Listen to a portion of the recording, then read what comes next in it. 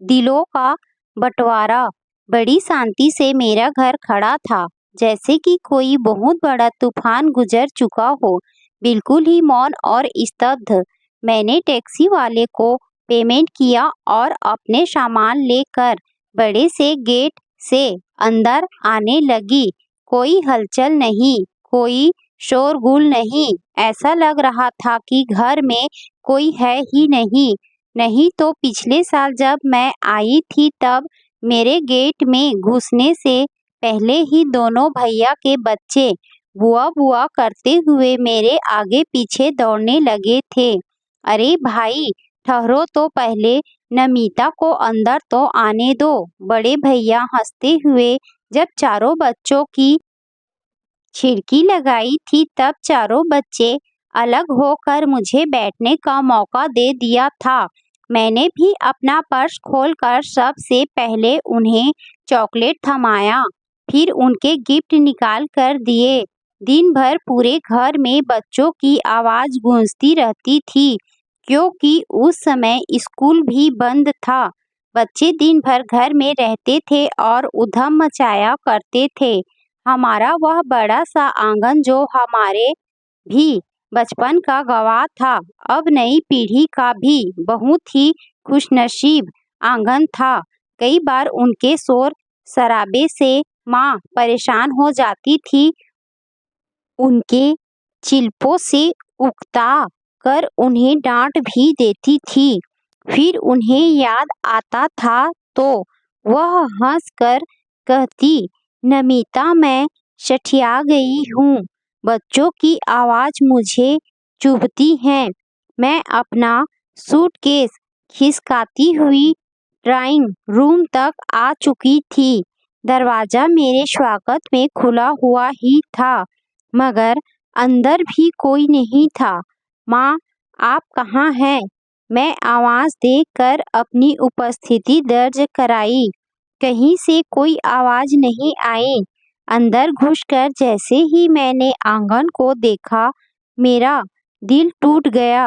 अब वहाँ एक ऊंची दीवार खड़ी हो चुकी थी, मतलब उस ओर बड़े भैया का हिस्सा था। बीच में बंटवारा हो चुका था। अपने कमरे के पीछे वाले बालकनी में माँ अकेली बैठी थी। उन्हें मेरी आहट भी सुनाई नहीं पड़ी। जैसे ही मैं वहां पहुंची, उनकी नज़र मुझसे टकराई तो उन्होंने बड़ी ही उदासी भरे आवाज में कहा, नमिता आ गई बेटा, आओ बैठो, पानी पी लो। अभी सुधा आती होगी तब तुम्हारे लिए चाय बनाती हूँ। मेरा दिल झुक गया। मतलब अब माँ को मेरे लिए चाय बनाने के लिए भाभी से इजाज़त लेनी होगी। माँ भी जिम्मेदारी का बोझ तो नहीं बन गई है। कई बातें मेरे दिमाग में घूमने लगी। मुझे चुप देखकर माँ ने फिर से कहा, कहाँ खोई है तू नमिता? नहीं माँ, मैं पहले फ्रेश हो जाऊंगी, उसके बाद ही कुछ खाऊंगी। आप आराम से बैठिए, मैं नहा लेती हूँ। ठीक है बेटा, यहीं मेरे बाथरूम में तू नहा ले और अपना बैग भी यहीं रख ले। क्यों माँ? फिर मुझे याद आया, मेरा कमरा तो शादी से पहले मेरा होता था, वह तो अब बड़े भैया के हिस्से में चला गया है। मेरा मन फिर से कचोट गया। बचपन की यादें भुलाए नहीं भूलती, वह हम पर हावी होती हैं। बड़े बुझे मन से मैंने अपने सूटकेस से कपड़े निकाले और तौलिया लेकर बाथरूम में घुस गई। शावर की ठंडी फुहारें मेरे शरीर को तो ठंडक पहुंचा रही थी, मगर मेरा मन अभी उबल रहा था। कई बार माँ की बातें फोन पर आ जाती थी, नमिता, अब तेरे बाबूजी के बाद दोनों भाई वैसे नहीं रहे जैसे पहले थे। मेरे अंदर इतनी ताकत नहीं जैसे तेरे बाबूजी की थी। मैं उन्हें समेट नहीं पाई, उनका लड़ाई खत्म नहीं कर पाई। आखिरकार इस घर का बंटवारा हो ही गया।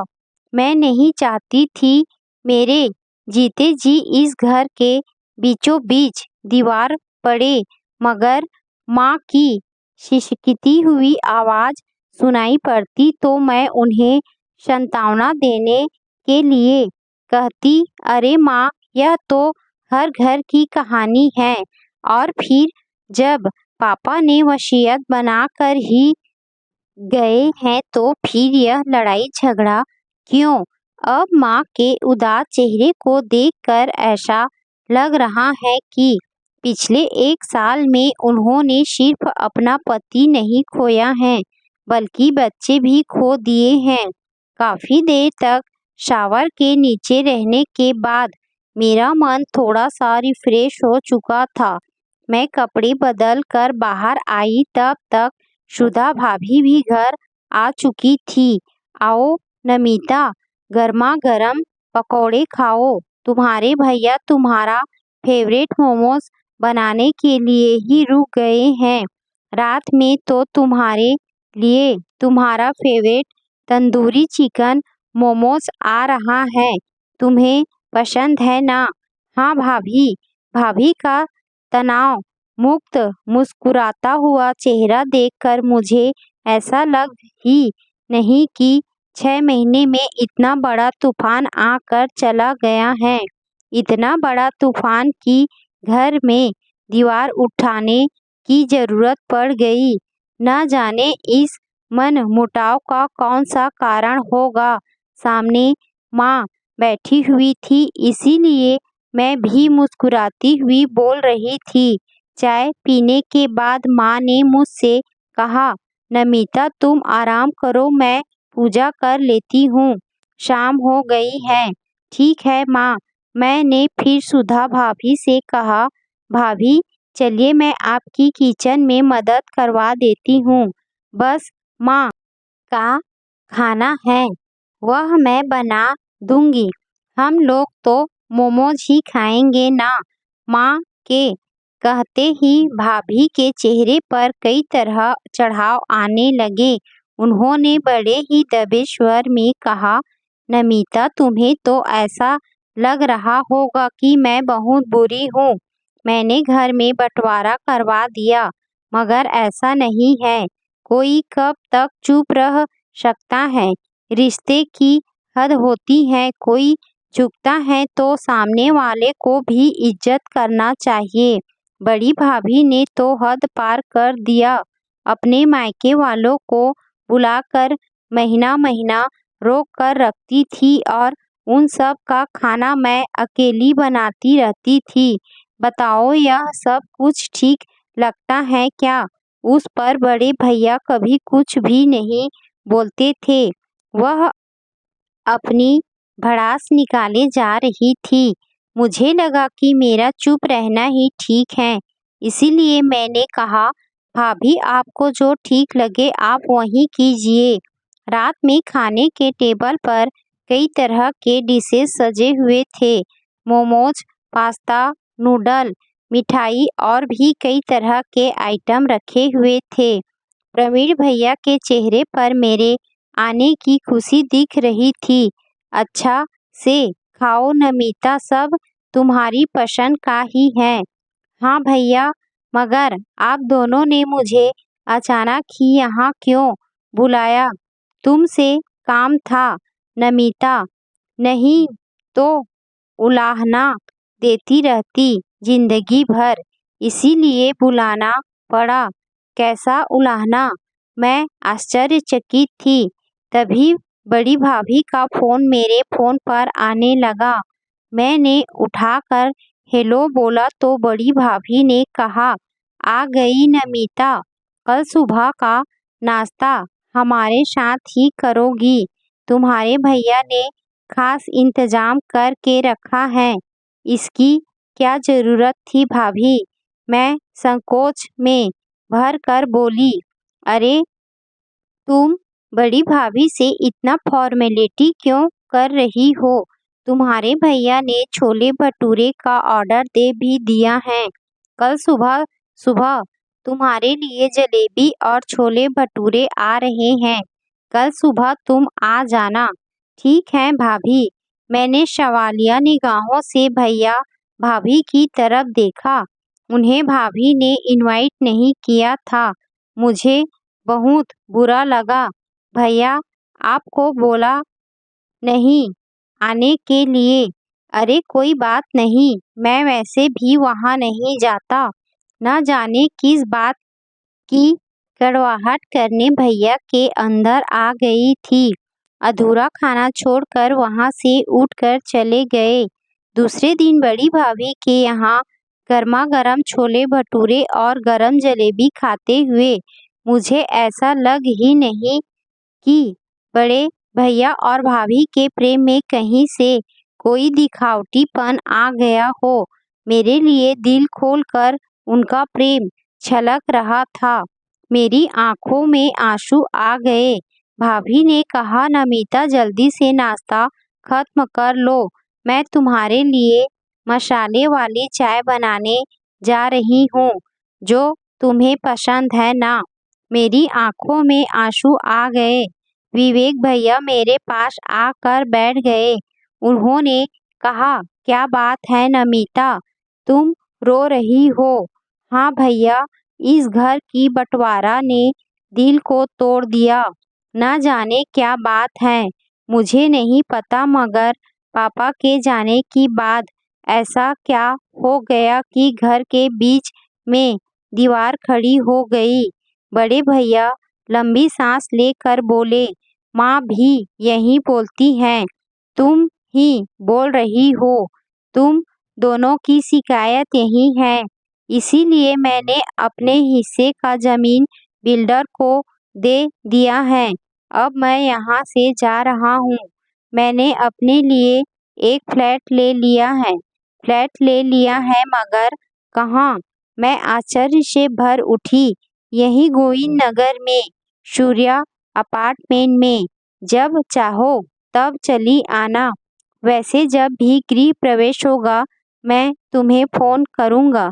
मेरे पास कई प्रश्न थे, मगर मैं चुप रहकर नीचे आ गई। कैसा रहा नाश्ता तुम्हारा?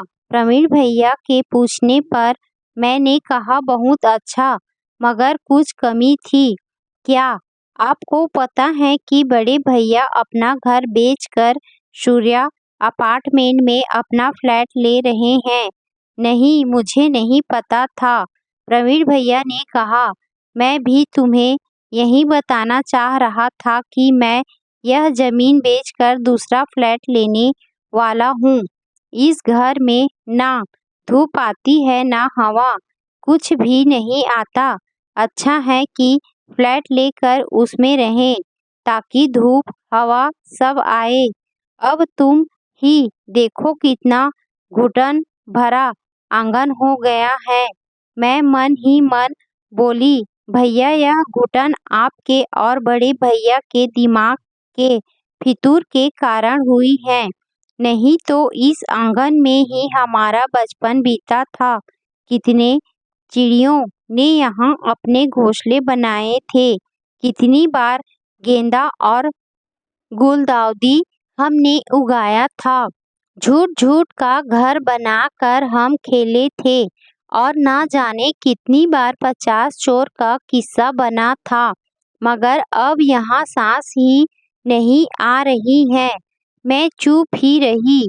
मैंने ऊपर से यही कहा, आप बिल्कुल सही कह रहे हैं भैया, यहाँ तो घुटन सी लगती है, हवा का नामो निशान नहीं है। नमिता माँ जिद कर रही हैं बड़े भैया के पास जाकर रहने के लिए, तो शायद माँ अगले महीने बड़े भैया के पास चली जाएगी। तब तक मैं इस जमीन के सारे फॉर्मेलिटीज पूरी कर लूँगा। मेरा मन चिंता से भर उठा।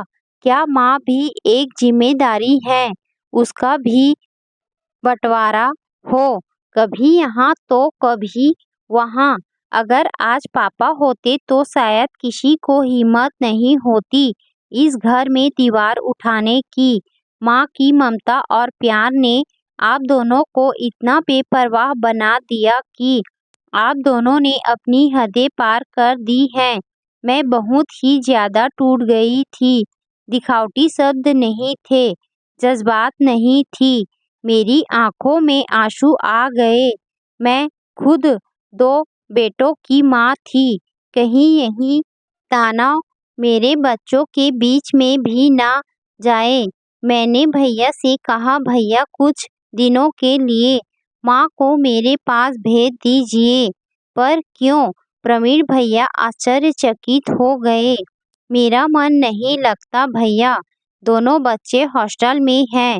भुवन टूर पर ही रहते हैं। मैं ज्यादातर अकेली रहती हूँ, तो मेरे साथ बोलने बतियाने वाला कोई तो रहेगा। हाँ ठीक है, कुछ दिनों के लिए तुम माँ को ले जाओ। ठीक है भैया, मैं ले जाती हूँ। मैं माँ को साथ लेकर गाड़ी में बैठ गई। माँ के उदास चेहरे पर कोई खुशी तो नहीं थी, मगर कुछ दिन बेटी के साथ रहने की एक संतुष्टि थी। कम से कम उनके मन को टटोल कर उनके भड़ास तो निकाल दूं। बेटी हूँ तो अपना फर्ज पूरा कर दूं। एक और बंटवारा मैंने कर लिया था, माँ की खुशियों का बंटवारा। गाड़ी आगे चल चुकी थी। दोनों भाइयों की लाडली बहन फिर आने का वादा कर